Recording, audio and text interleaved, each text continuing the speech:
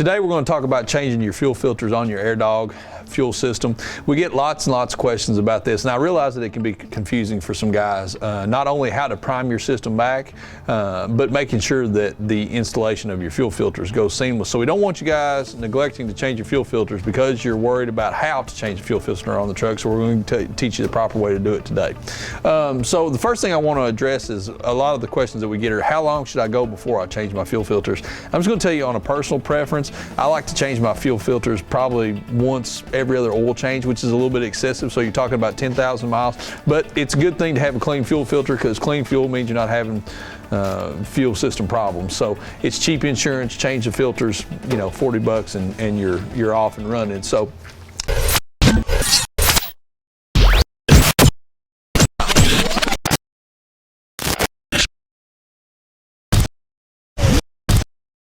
So today we're working on an LML Chevrolet, and the reason why the Airdog system is not on the outside of the frame rails, this is actually where we mount them on the LMLs. This is a painting bracket that is from Chevrolet, and the Airdog itself is actually mounted on that bracket, which is a really nice, seamless, and clean installation.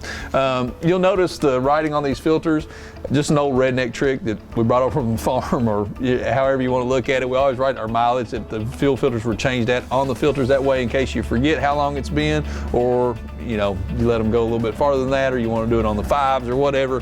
You know the mileage written on the filter, so I write that on the filter that I change as well. So let's go ahead and get started. So to change filters, you just want to grab them and untwist them and take them off the truck. You can try it by hand. Most of the time, they're probably not going to spin off, so strap wrench is definitely your friend. You're going to want to use a strap wrench in this situation, and that will let you have enough leverage to get the filter started off like that, unless they were too tight the first time they were put on.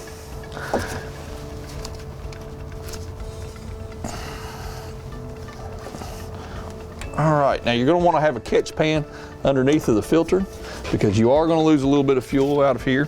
So we've got a little catch pan here, so we're going to just go ahead and spin her on off. Try not to get drowned.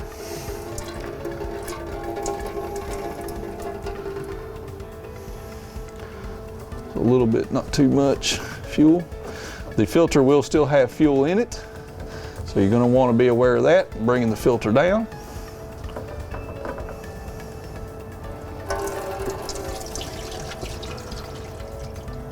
All right, that's the fuel filter side.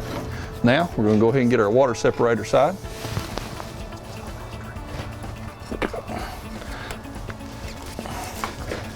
Now your water separator side obviously is the side that's might be harboring a little rust. So once it turns loose, that is way too tight. Once it turns loose, make sure you come straight down with it as to not have a contaminant stay on your stem. So I'm going to let that drain for just a second as well.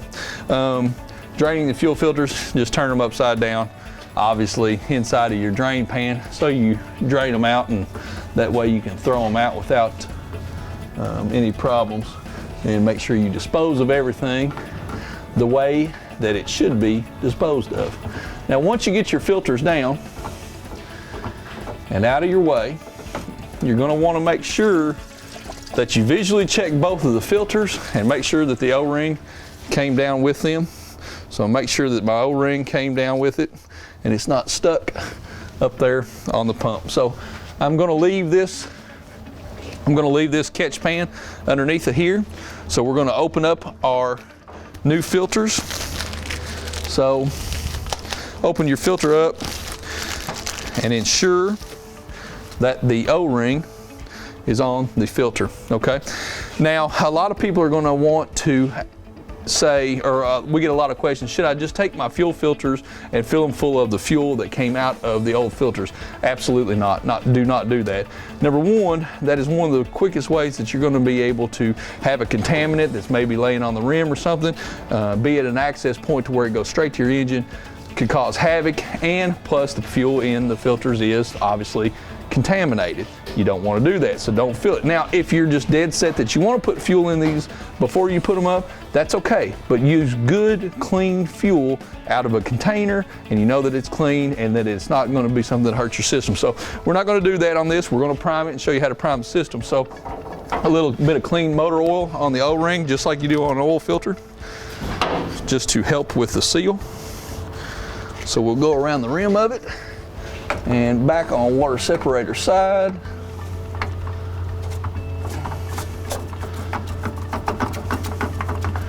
Screw it up there. Tighten it another good quarter turn. Not too tight. Now we're going to go to the fuel filter side. Fuel filter side, same thing again. Make sure you keep all the plastic away from it. Check your O-ring. We're going to give her just a little squirt of good clean motor oil around the rim, and that's going to help us with our seal. Now on fuel filter side, we're finishing up the job. We're going to be ready to prime the system at this point. So now what we're going to do is we're going to put the fuel filter on, but we're not going to tighten it up fully. I'm going to put the fuel filter on, and I'm going to screw it up until I know it's snug, and then I'm going to back it off a quarter turn so I know that it's loose. What that's going to allow it to do is it's going to let all the air escape from the system. And once I hear the tone of the motor change, I'm going to go ahead and tighten it up. You may lose a little bit of fuel. Go ahead and tighten it up. Then your system is primed and you're ready to go. So let me give you an example of it here. So the water separator side is going to be the side that sees the fuel first. It is tight, so we're going to have fuel enter into the pump from the tank into the water separator, fill the water separator. The air is going to escape to the fuel filter side.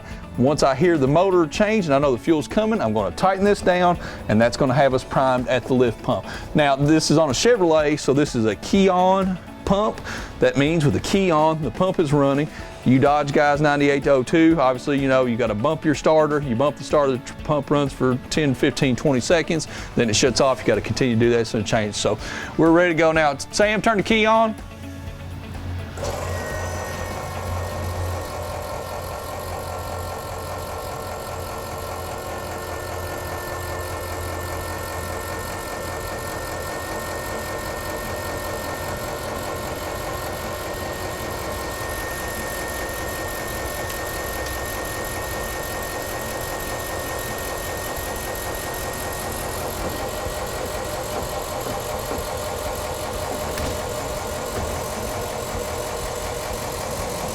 You kidding me right now?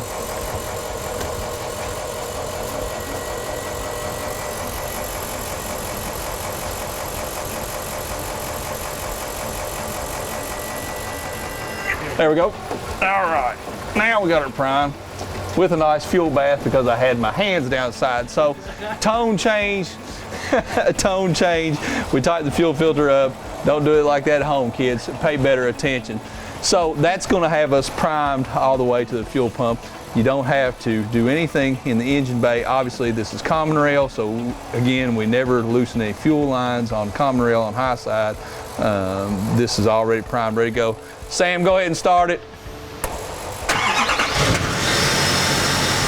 Shut it off. Good to go. If you have a question on this installation or anything else, give us a call. Have your hand up by the filter when the fuel comes, and don't get drowned.